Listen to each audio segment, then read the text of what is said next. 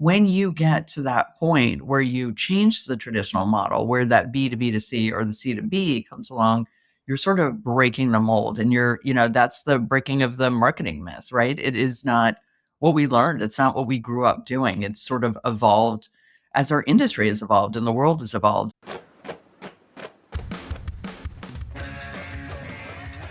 Oh yes, this is the Hardcore Marketing Show. I'm Casey Cheshire, your host for this epic journey.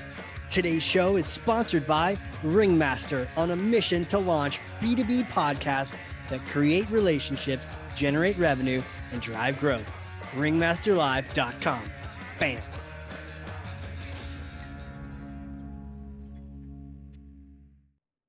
Okay, it's finally happening. An episode 6 months in the making is happening today, right now, and you get to hear it this very moment. But who am I talking to? That is the question of the day. My guest is an absolute badass. I'm just putting it out there right now. 25 plus years of international experience championing marketing teams, Fortune 500 brands, you name it, she's done it. She's absolutely amazing, a marketing leader and thought leader.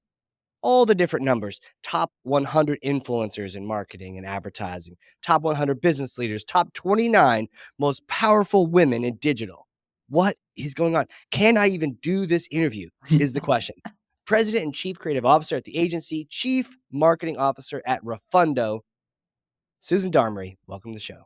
Casey, thank you so much. I appreciate being here. And 6 months in the making was like, can we please make it now? Can we make it now? It was a fun toggle, but here we are. And I'm so excited.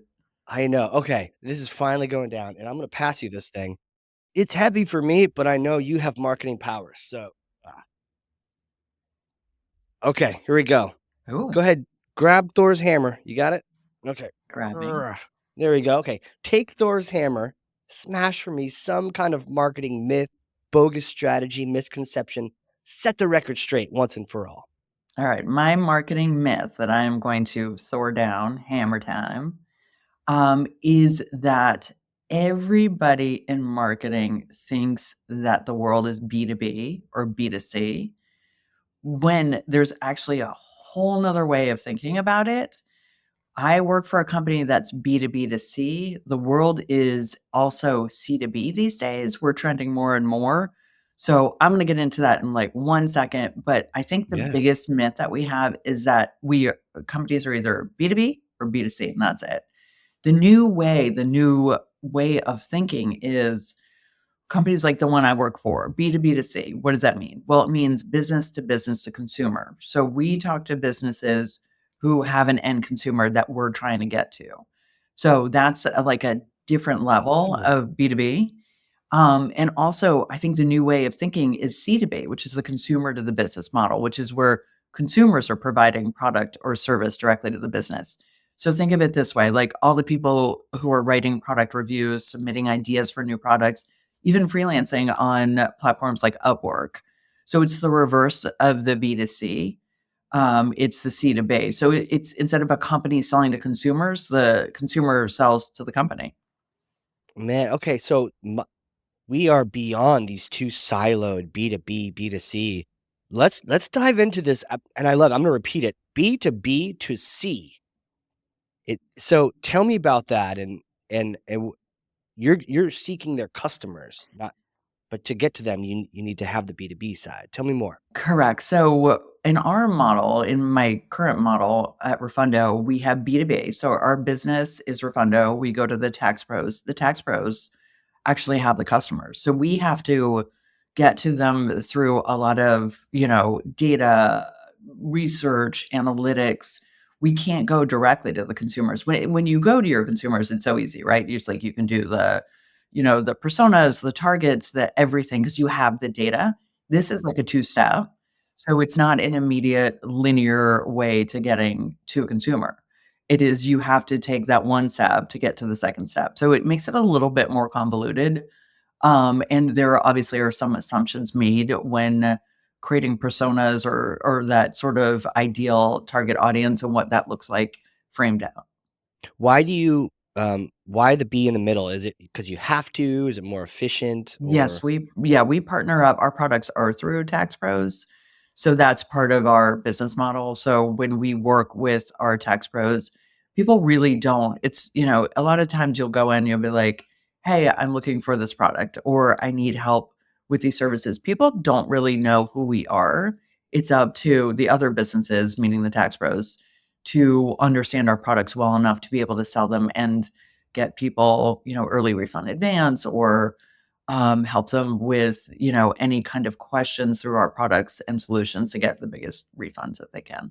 Got it, got it. And, I mean, do any of them buy it themselves or You mean the customers? the customers? Yeah. I don't even know. Like, it's such a nebulous thing that we're more of it's almost like we're the Chick-fil-A sauce within the whole sandwich. Like we don't know. They're not going to say, yes, I would like the ingredients of the Chick-fil-A sauce. They just like, give me the sandwich. You know what I mean?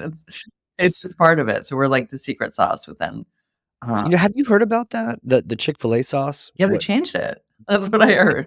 they changed it? Well, I had heard what went into it. Apparently, it's like ranch, barbecue, and sweet and sour all mixed Delicious. together.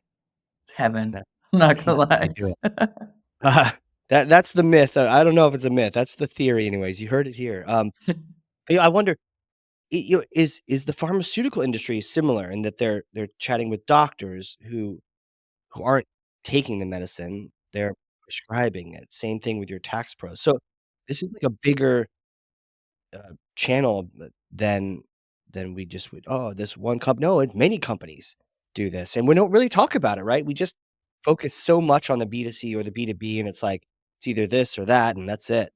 Yeah, and I love that analogy because and I've never actually thought of it, but that makes sense, right? It's you're selling a product to a consumer, but the consumer is not asking for it by name. You're expecting that other business to sell to the consumer. So yeah, that is like the perfect analogy on what a B2B2C business model looks like.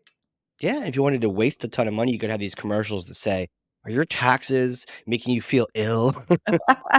Oh, I like that. We're now, pharmaceutical. Okay. No side effects with your tool, though, like, no side effects with Refundo. The upside is we don't have 3 page of disclaimers with it, right? Right? You're not gonna get sneezing fits while you're doing your taxes. Do you sneeze when you do your taxes? Yeah, me too. I don't, and I'm gonna look for signs of sneezing next time I do my taxes. I know, right? If it happens, you're gonna laugh. Um, so what are the nuances that show up when you're working through a two-step problem like this, the B2B, then to the B2C? What kind of different considerations do you have to think about that maybe the straightforward B2B or B2C doesn't have to? I mean, it's a lot about data analytics, taking the information that we know, and really putting it in place. So, how do you get to that end customer? What because if you're a typical B2C model is their behaviors, you know where they're shopping, you know what they're looking for. They've made it clear, whatever, whether you've tracked them through data or you've tracked them through their shopping habits. We don't have that, right? We can't track people's shopping habits when it comes to doing their tax refunds. It is an extremely difficult thing to understand, and everybody has a different way of doing it. Some people go early so they can get, money early on, and they take what we call early refund advance. They take money against. So the money they're going to get back in their tax refund, they take early so that they can buy Christmas presents or tires. Wait, you can do that? Yeah, there are like 3 or 4, I wanna say, companies that do that. We're one of those, so that you can so starting Jan 1, if and it's for people with simpler tax refunds, you just take your W-4 and you're like, "Hey, I have 1 W-4, there's no complications." It's not like I did this and I have stocks and blah, blah, it's simple, so you can print it out Jan 1, and you can start getting, early refund advance quite. Got it. So, I think sorry, I took you off track. I think that you were talking about how, how do you get to the end customers? And they're probably not they don't even know, we think, "Oh, they don't even know the problem exists," but they don't even know to look for they're not even educated enough to even know there's a solution, and so that's where the tax pros come in handy. And that's our job is to educate the tax pros, right? We need to understand a problem. It's predicting a solution for a problem that a customer doesn't have, right? And that's sort of what we do in marketing anyway, as a whole, right? We try to predict or Sometimes in some places you create a problem to create the solution, to provide the solution, right? But in an ideal world, we provide a solution for a problem they don't know they have. So that really is what I like to think of our model being. So we're you're empowering and educating those folks.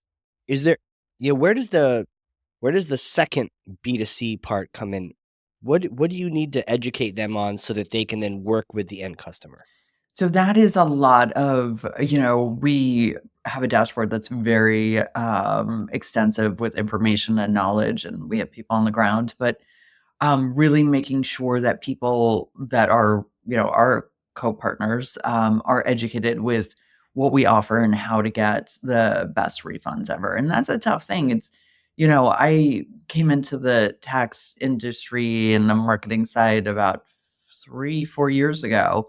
And it's one of those things that people just sort of dread. It's like talking about going to the dentist where people are like, oh, taxes.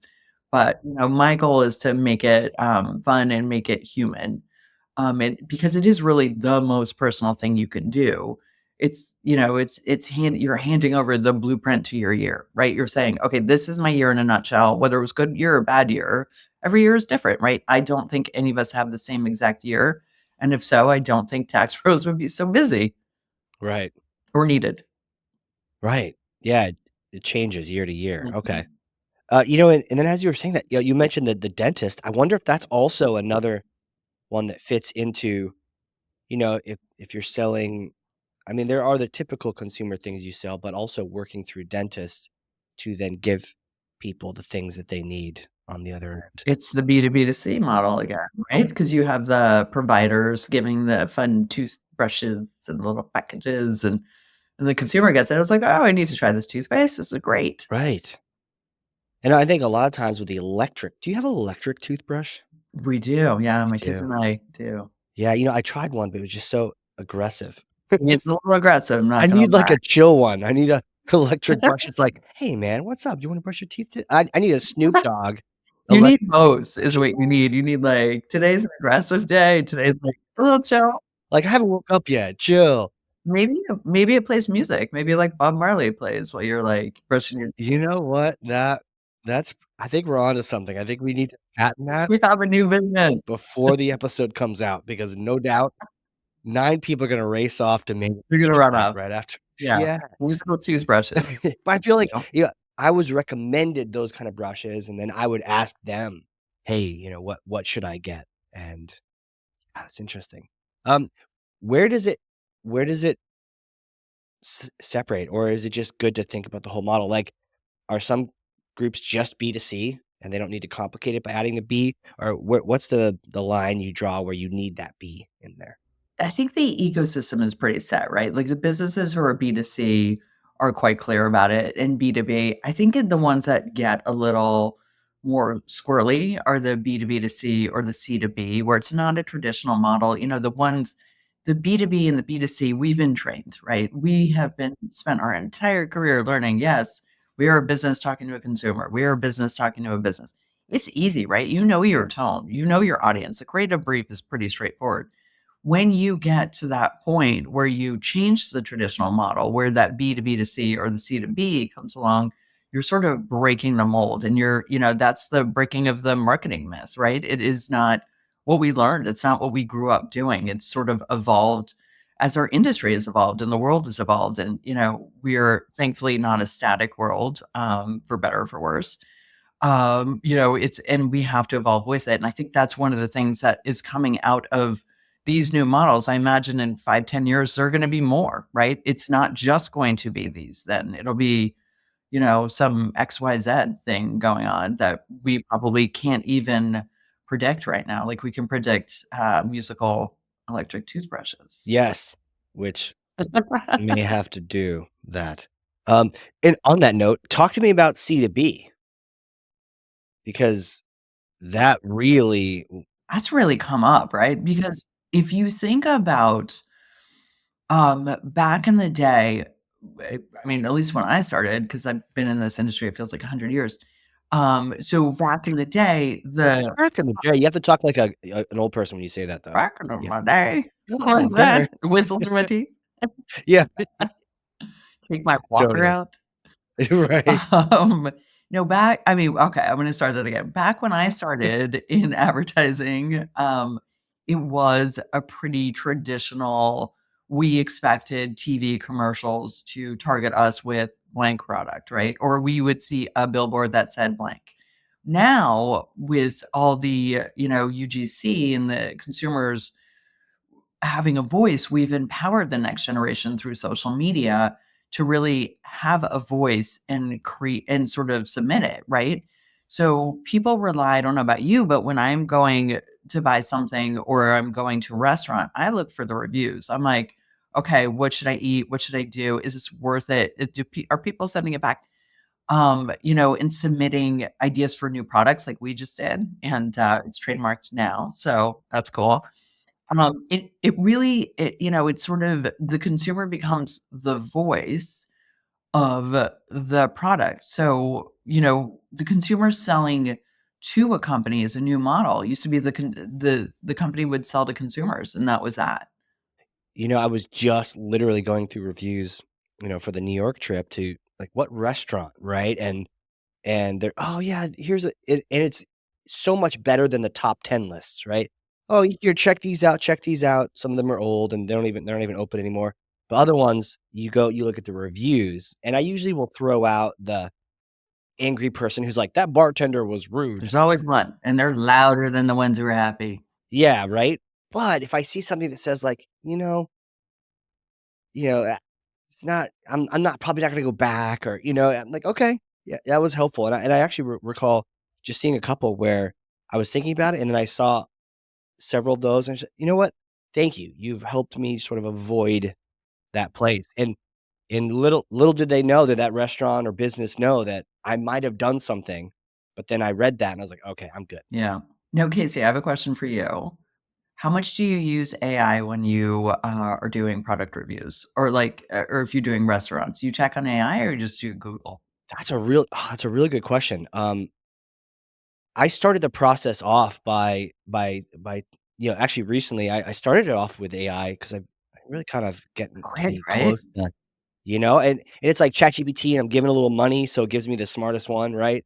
And I was like, "Hey, look, we went to this restaurant. I don't know if you have you been to the Russian Samovar Oh, restaurant? yeah. The place is like magic." Wild. And I discovered it with the reviews, and then we tried it out, and we're going back because they actually have a drink that, reminds my wife, and it smells and tastes like an old bookstore. What? Now she's a librarian, so for her, she's like, "Bring it," you know? So we're going back for that, and they have anyways, great drinks, the kids love the food. So I told AI, "Look, this was a gem, and we loved it, and we have kids this age, and they love it too, and they wanna go back too, and so can you help me find some restaurants in the city that are fun like this? Maybe it's a different kind of cuisine from a different culture." And I'm like, "What do you have for me?" Right? And it did. It started giving me a list of things. That's cool. I mean, and it's so fu like, trust me when people say, "What do you think of AI?" And I'm always like, "Embrace it." Because it's things like that, like, you could go into Google and be like, "What is a fun place for a big dinner for a birthday party in New York City?" And then all of a sudden it's like, But you talk to AI and it's within 2 seconds, it's like, "Well, you may not like this, and this isn't open on this day," and it's sort of like, I don't know. I'm not selling AI, I'm saying for this particular circumstance, I use it quite a bit. And you know what? It's the second and the third rounds that also pay off too, because maybe your prompt wasn't magically perfect the first time, and so whenever I got results back from it, I said, "Oh, you know what? That is interesting. That is interesting. These other ones, not so interesting. Here's why. Let's try this again." And the refinement process really helped out too. So what do you think that does for C2B? Woof. See, that's where it's gonna get a little, complicated because if you think about it, well, I started my career as a copywriter, and I started at Gray. It was a fun journey. I worked at their entertainment division, and we were working on ABC and Harper Books, and basically, our bosses would take 10 of us, all the junior writers, give us a brief and say, okay, we need a headline for this show, the Ellen show. She has a new dog and there's a funny circumstance. You have 10 minutes, go write. So we'd all go to our rooms, we'd write these headlines. Duh, duh, duh, duh, duh. We come out, we share these headlines in the group, one winner, the rest were losers, right? So it was like, your sad grades I love didn't it. lose. Yeah. But anyway, so we go and we read it, because we've been sitting and writing and old school, like I still write by hand when I write headlines. It's just this thing that's ingrained in me. But I think that that's one of the things that, you know, how things started was that moment where you just put pen to paper, and the evolution of the way everything has gone digitized and everything's in Dropbox and Google Docs. The evolution of that makes sense that it is a consumer based. However, I feel like there's going to be a bit of a bigger um, leaning on AI to assist with said things, right? I feel like the art of copywriting and sitting with a pen and a paper and having like a really nice pen that made you happy, or like, you got your first paycheck and you got a like a mont blanc, or whatever. It was just this feeling and this joy that I love and I cherish. And I still do. I still have a nice pen everywhere I go, and paper in case I start writing or drawing. But I think that the way that AI is going to affect it is it's going to make it easier to do that, right? The magic of that moment where you put pen to paper and you're like, oh my God, this is the idea, or this is the line, and then you go back and you scratch it and like, I think that magic is going to go away. I think the ease of use and the content and the way that content is being delivered these days on such a magnitude is that AI will be assisting with that, but the artfulness and the magic of pen on paper will disappear completely. Yeah, I mean, it's a little sad in a way, and I wonder if this is just people going, "Oh, I used to put a harness on my horse before I Right. went to market, and that's going away." But yeah, I hear you that, like, having a pen that it's either a fancy one or there are pens that write better than others depending on and so, like, all those little fine-tuned details may start going away, but I will say, like, I have used AI to come up with ideas for headlines, and it's definitely not an automatic win just yet, and it helps having someone like yourself to go, yeah, the crap, crap, crap, crap, crap," and then, "Yeah, yeah, okay, that potential, right?" There's something else there to identify them because yeah, I've seen this too with AI, we'll make clips for podcasts that we produce, and people, "Oh, there's these apps, these AI apps that'll make clips for me." And we haven't yet seen one that will make a clip actually of an important moment in a podcast. It's just like a moment. Um, and then people often don't have a complete, full moment. It's like scattered about, and we have to sort of concatenate it. And so, yeah, I haven't quite seen AI do that, but I will say I think it's like maybe the art of writing on the paper turns into the art of telling AI weird things. I've seen some success telling it, like, writing ad copy and then, "Okay, boring, boring, boring," and then at one time I said, "Write this thing like you're a Gen Alpha, middle school teenager selling it to a friend," Oh, that's right? awesome, Carl. Suddenly, and I'm like, "Use as much slang as you can." Suddenly, it actually became interesting. And it wasn't a final product, but it was way more interesting than the standard stuff. Right, and I think AI is so great for stuff like that as, like, a starter, or, some kind of beginning. I also think it's great for ideas. Excuse me, not doing taxes, did sneeze, though. It's great for ideas, it's great for, creativity, inspiration, like, I hope that at some point where all of our campaigns are not coming out of AI. But I think that, again, that goes back to our C2B, right? The consumer at the end of the day is the voice and understands the voice. It's like teachers in school knowing when kids have written their papers from Chat GPT, right? And they're like, "Meh, you can't do it," because you still have to do the work. So I think it's such a fundamental tool that we use, and in the right way. It's chef's kiss. Totally. My son had to do a little, work over the summer, and he's at the office with me, and he had to pick a topic, and he wanted humor and dad jokes as the topic. Okay. And then it's like, "Write a paragraph about what makes a joke funny," right? And then he's like, "Dad, I finished it." And so I went and I started reading it out loud with him there. And I started reading, and it was like, jokes become funny when they humor, and then the language just starts getting really smart. And I'm like, and as I'm reading it, I'm looking at him smiling, and he's looking at me like, I know, and now you know that I know how you wrote this. And yeah, there is some telltale sign. Do you fast forward this thing 40 years? I don't know, 100 years.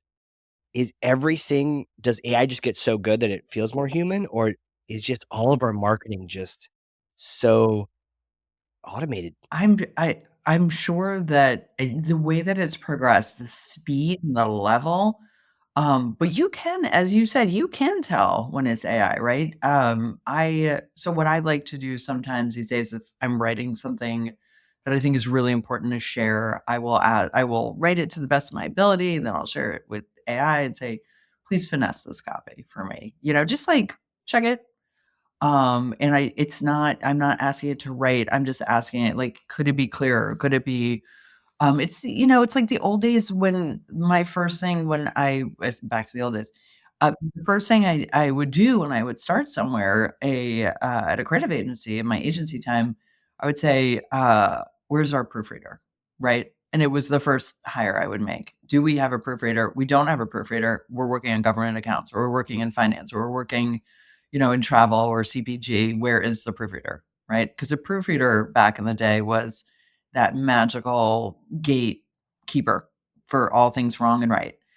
And a good one would do art and copy. So I think of AI a little bit as the new gatekeeper. It's sort of like it could be the proofreader, it could be the one just checking, does this make sense? Will audiences like it? I don't know how far we can push it. I don't think we'll ever be able to do optimization or, dynamic testing through AI, but I could be wrong. It's getting smarter every day. AI is a new gatekeeper. I was just imagining, um, a human producer going, "Oh my gosh, that would be a great clip," and then AI clipping me saying that would be a great right? So, yeah, is it the new gatekeeper? That's fascinating. I think there is some quick value in just proofreading, making sure I didn't, but sometimes I find that I will go through some AI written material and make less formatting, right? Or Mhm. maybe just one less comma. Right. It's the gatekeeper, right? It's the modern day gatekeeper, and maybe that's what we name our toothbrush. But true, the gatekeeper.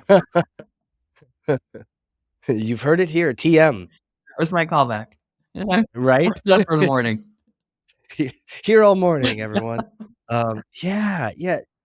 So so travel in the future, where do you need to emphasize, with all the marketing, where do you need to emphasize? Where do you focus on when you have all these tools and gatekeepers replacing people and supporting them? Where do I need to I mean, the human aspect, the one-to-one human communication is truly where I think the focus should be. I think keeping that connection, creating, keeping, extending, evolving. I think the one-to-one human connection is really the way that I foresee and I hope that we continue to evolve. Right, because that will be the source for AI to make good content, but then also that we need to keep hold of that. Connections like this on like this kind of a conversation, I guess they could fake it in the future, just 2 AIs talking to each other. "How's it going?" "Going well. Right. How are you?" How you doing? How Yeah. you doing? No humor though, unless you programmed it to, Right. I guess. Right in, Joey Tribbiani. Right? Ah, That's Joey, Joey? How you Joey, doing? how you doing? So good. Hey, where do you get your input from? Speaking of all the other things, where do you learn? Where do you like to get new information?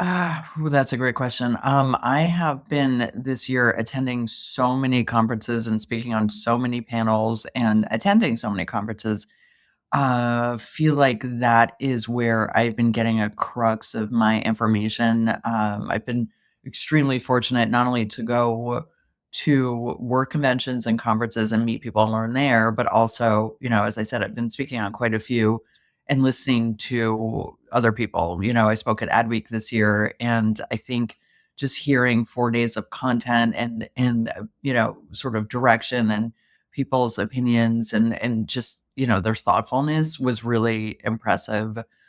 And really that's how I've been taking in information this year. It's just absorbing through conferences, conventions. Obviously, I read a ton. I try to stay up to date on all the news, but sometimes it can be a little overwhelming. And I feel like in person you can share more information in a quicker manner. What is it about the in-person? And do you get it from the presentations themselves or even just those conversations afterward or in the hallway?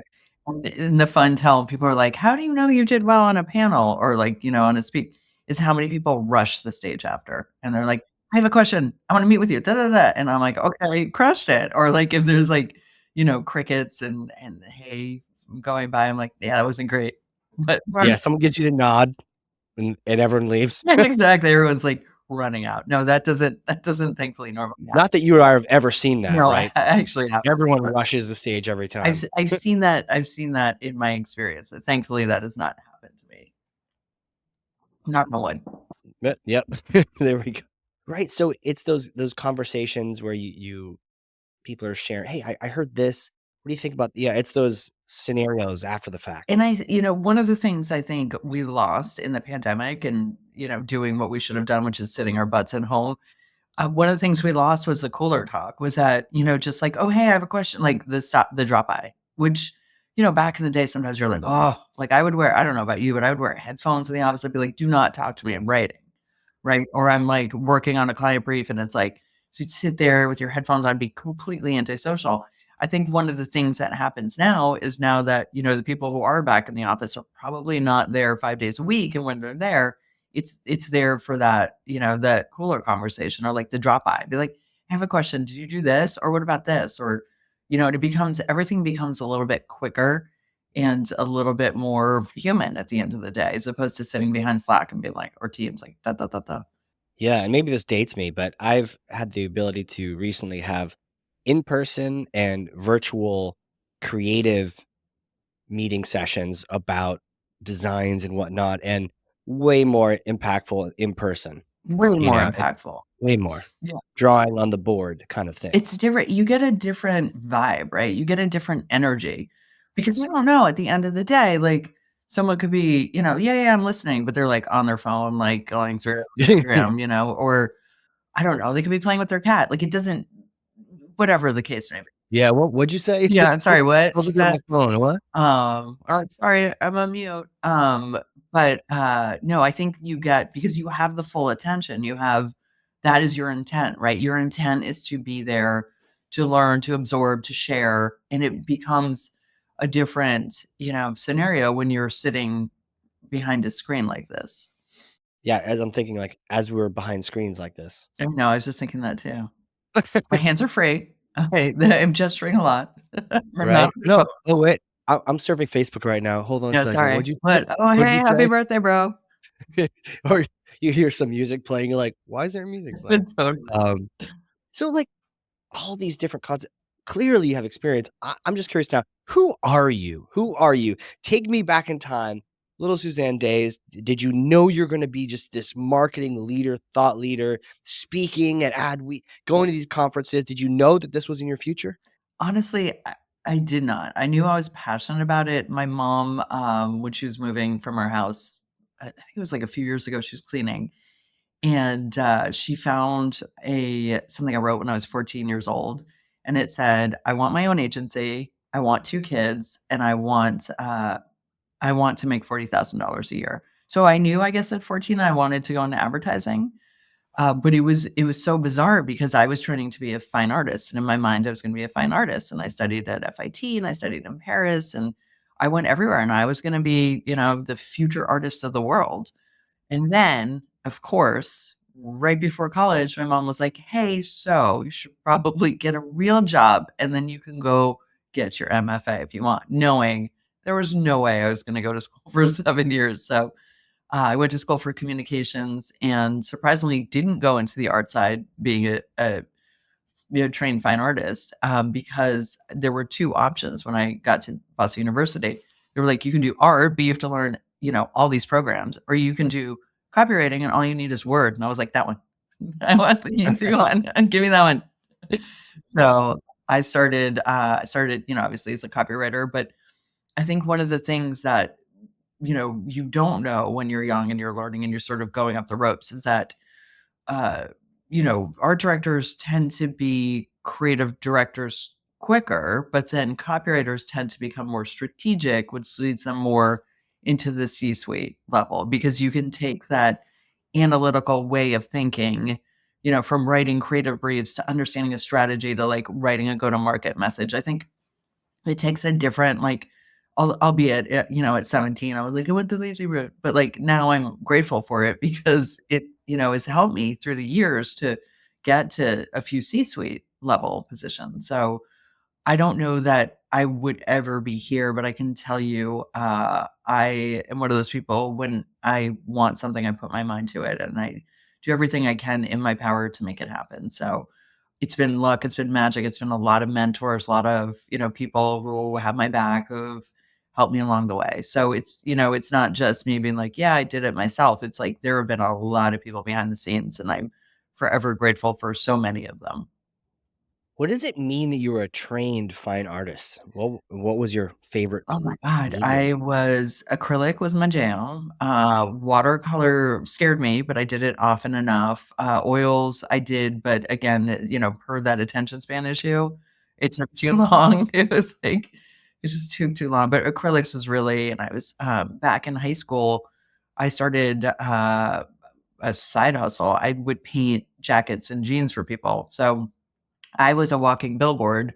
I painted myself a Marilyn Monroe, jean jacket, and I had a Cure backpack so people could see my paintings, and they're like, "I want one." I'm like, "Great, $50." So then I started hustling, and I was convinced like I would do, James Dean, I did Calvin and Hobbes, like anything anyone wanted, I would paint either on their jeans or their jacket. And I was convinced I was gonna be the next, big artist, but, as we know, they're very few and they become rich after they die, so I'm well, for the most part. So I'm grateful that, that was not the Do case. you still have any of those jackets or Yeah, oh yeah, I have the Maryland jacket, the Cure bag, I have, in my garage, I have, like, so many of my paintings and drawings from when I was young, and then my younger son went that route too. He was like he couldn't stop, like, everywhere was drawings and this and that, and I have a collection. His biggest thing that he did, and he's done all these clay, and the biggest thing he did is he took about a year, he was squirreling away my Amazon all my empty Amazon boxes without me knowing that there was a cupboard in my kitchen that he was keeping them in, and he started to make this, it took a year, Five Night at Freddy's bear head that moved, and he took it, he made it out of cardboard, then he did paper mache, and then he started putting all the intricate parts without me even knowing. I was like, "What?" So, all of a sudden, he rolls out one day, and he's painting it, and I'm like, "What is that?" He's like, "Oh, I've been working on it for a year." I'm like, "Oh my god, it's Wow, for a year. so cool." It doesn't fit him anymore, but it's in his room. It's like this I mean, like, at one point, he would just walk around with it on. I'm like, "Yes." That's amazing. I almost feel like you should just go to your next conference with one of those jackets, you know? I should, it's so cool. It's like, the washed blue denim. I think it's from Marathon, and oh, yeah. It's good. And then start painting again? Is that my new side hustle? Is that You know what? Maybe, B2B MX shows up in town and you just set up an easel and you're like, "Look, I'll paint your, I'll brand your hoodie," exactly. you know? Give me. I'll do it. Right, yeah. A little more than $50 this time, though. Maybe, maybe, Yeah. yeah. Oh, man. So, bit of a hypothetical question for you now. Yes. I may or may not have a time machine up here in New Oh, Hampshire. boy. And let's say you, come to an event in Boston, scoot on north a little bit. I do have a time let's be honest, I have a time it's covered in the tarp in the backyard.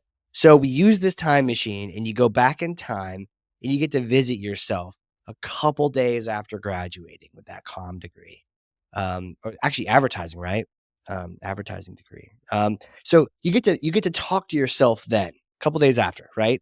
What kind of things are you telling yourself? What kind of advice, recommendations? What do you say? Well, I have to say, so a little bit, despite having knowing everything I was gonna do and getting all these, and I entered an interview magazine in college, like, I interviewed at all these agencies, and then I graduated, and I sat down and cried for about a day because I was so overwhelmed. I was like, "Oh my god." And what I did for the next year is strange, but bear with me. So I was, like, really overwhelmed with what was next, and I got recruited instead of going directly into advertising, which everyone thought I was gonna do. They thought I was gonna go directly to New York, I was gonna become a junior copywriter. I actually took a year off to do runway modeling for Ford. I got recruited by them. So I, spent a year really just sort of knowing that I needed a year before I went into the corporate world, and I'm so grateful for it.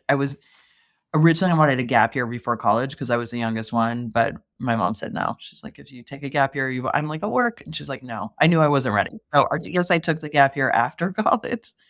And, I did some great runway shows, did some print work, was very hungry for an entire year. And then when I was done, I called Alan Holiday from Hill Holiday, who was my mentor, and he was like, "Are you ready?" And I'm like, "I'm ready." And he's the one who got me the job at Gray. So I think going back and just knowing, I would probably just tell myself, like, "Hang in there, it is quite a ride, and you don't" some days are incredible, and some days you think you're gonna give up, and just don't give up. Wow. Well, what was that like doing mo were you just traveling all over the place modeling and I was traveling, like, Northeast doing shows and print, and I got connected with a few incredible photographers who I worked with. It's just something I wanted to do. It was like I was the, back brace, buck teeth, xylophone playing 6 foot, frizzy hair, Coke bottle glasses girl in high school. So when Ford came at me, after I graduated and, people called me Big Bird for 2 years because I wore a yellow shirt, like, Wow. it was sort of, just proving to myself, like, how much I'd overcome from being the dorky xylophone marching band player to, like, being a Ford runway model, and the clout I got from my, my peers after that was pretty good. Yeah. So, Crazy, and then after a year, what had you sort of checked the box or you felt like yeah, you I did it. I did it. I was so hungry, and then so Casey, the day that I retired myself, I was like, I like, literally hungry? oh god, I was so hungry. So the day I retired, I treated myself to probably to this day the best meal I've ever had. So I went to Burger King for onion rings. I went to McDonald's for a burger. Then I went to Wendy's for a shake, and then I went to Taco Bell for a taco. I was so hungry. I was like, "I need food. I need to eat." Like, it was wild because you didn't know it during the week if you get called. Like, I would just eat iceberg lettuce and drink water and coffee, and that was pretty much it, and some, chicken every once in a while. But that was it, like, you could not eat during the week because you weren't sure when you were gonna get called in, so it was my retirement meal was quite epic. It sounds like no regrets after that, you're like, "Okay, I'm I mean, done." I may have been sick, I don't remember, but I may have probably thrown up after that, but yes. Probably, yeah, especially, after hearing some of those things, shout out to Taco Bell, but yeah, those onion rings, those will get Oh, you. that was the first stop. I was like, "I want onion rings." They really do have some of the best onion rings. They do. Yeah. My very first on the books job was at Burger King. I was a chicken wrapper and cutter, and I loved the onion rings. That's where my addiction started for onion rings. Interesting, see, I worked at Wendy's and actually still can eat there because it it wasn't sketchy, it wasn't like one of those Right. places you work. Wendy's is like of the fast food, I feel like it's the highest quality. Yeah, yeah. But I do remember, and I always tell my kids the story of, toasting buns for an 8-hour shift one time. Oh, Just taking them out of the wrapper, putting them on the little bun toaster thing when and they're then done, grabbing them. put them back in the wrapper, put it up on like, wow. If you want meaning in life, you Yeah. know, go to I school, mean, kids. I was the chicken sandwich wrapper and cutter. That was my job for a summer, and then I got promoted because 'cause I'm doing such a good job. I got promoted to cashier, and about, like, 5 days into my tenure as cashier, I was mopping, and my mop accidentally hit the power off on the entire Burger King. and then it powered down, and then I got demoted back to the chicken station. So it was like I had to taste 5 days of, like, victory. Wow. And, you know, it doesn't get better when you cash register. I had a lady throw a salad at me because they messed it up in the drive-through, and she came in, and I was like, "I didn't even make that salad. What is going on here?" Was it with dressing or without dressing? Was it just like a Without dressing, split zero? thankfully. Yeah, that would've been rude if it had ranch on it, you know? That would've been bad. Eh, but, like, shame on them for making the power switch right next to the m It was slipped. I was, like, mopping, it was, like, in the back, and then it slipped because the floor was greasy, and I guess my hands were greasy from all this anyway, it was, I got a little I got 5 days of cashierness. Yeah, you know, it's I think that's helpful doing doing that and then, you know, taking that year off and doing the modeling and just Totally. experiencing things. Exactly, and I've been fortunate that I've had one career. A lot of people I know have, like, flipped careers. They're like, "Well, we graduate in advertising, but then we're this and this and this and this." Like, I've just this has been it for me. The biggest thing that I've done is I went from the advertising world to the marketing world, and that pivot is I guess it's a bit rarer than I would think it should be, but, I've had just this one career. Yeah. Well, I don't know if anyone really does the whole I mean, I guess they do, but the marketing and school thing, I think it always comes from somewhere else, you know, like communications or computer science or whatever it is, and then you end up in marketing. Yeah, and I think a lot of particularly as it like CMO, I think a lot of CMOs come from the marketing world, right? They go undergrad marketing, then they go get their MBA. I sort of lived the marketing. I did undergrad. I had a Bachelor of Science in communication, but I didn't get the MBA. And, I think a lot of times that you know, people expect the MBA to be part of the marketing, but so it was an interesting I guess that's the one biggest pivot in my career is going from advertising to marketing. Yeah, and your advice to yourself is just to, like, persist and enjoy the journey kinda thing. Enjoy the ride. It's wild. It's a wild ride. There are good days, there are bad days, or, just keep on going and like keep on pushing through because the ups are and the highs are high and the lows are real, real low. I've had bad days, I've had incredible days. I think, I've wondered and people are like, "Should you quit this? Are you at the beginning of my career, are you good?" My mom was like, "You sure you wanna like, you could do something else. Like, you don't seem to be very good at this." And I was like, "No, mom, I want this, I want this." And then, fast forward to standing on stage and Germany and speaking in between my former boss, Bob Greenberg, and Mark Pritchard from, P&G, speaking on stage at Mexico with, like, 750 people in the audience, and I'm like, "Oh, no, this is a good day." And just knowing the good days and the bad days, right? As with any career and anybody's trajectory, like there are going to be highs and lows, but just enjoy the highs and know that the lows will be there, but it's just how you go through them. Amazing, amazing, powerful words. Where can people find you? Where can they reach out to you? What kind of platforms? How do they get connected? Find me on LinkedIn. I am super active, love adding new people, love meeting new people.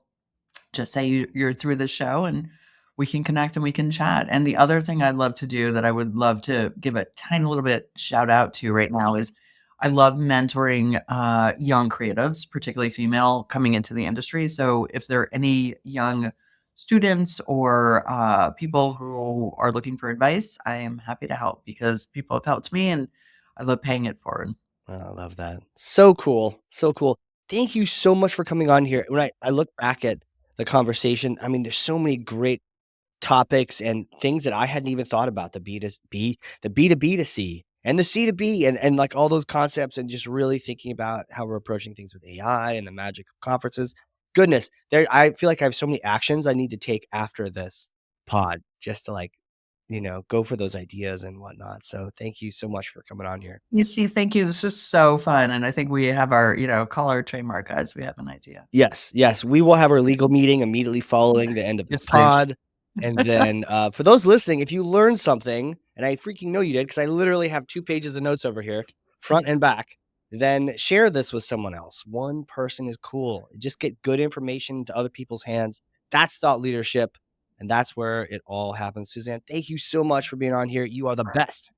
Thank you, Casey. We made it We happen. did. We did it. All right, everyone. This has been a crazy cool, awesome episode of the Hardcore Marketing Show. We will see you all next time.